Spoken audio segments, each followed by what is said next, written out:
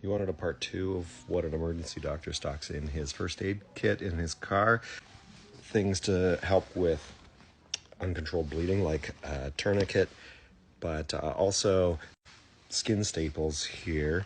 Some of this equipment is from the hospital. Like this one's a package that was open but never used, so it would have been thrown out, but I figured if I was in a remote rescue situation where there was no better alternative, that someone would rather have dirty wound closed if it would help save their life.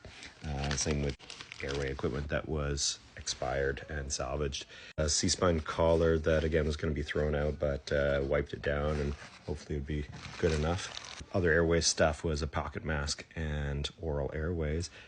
Some of the things that I've added over the years are a bunch of medications, but also this honey packet that you can get at coffee shops and provide sugar for someone with a, say, diabetic coma. And picked up some Narcan spray. Defibrillator. That's probably a bit excessive, to be honest. Also, cheap dollar store stuff like Skin Glow, if you know, you know.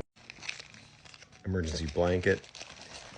Reflective vest so I don't get run over at the side of the road.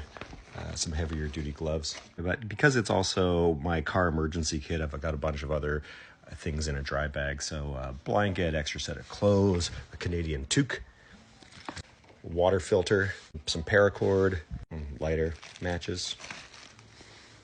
What else is in your kit?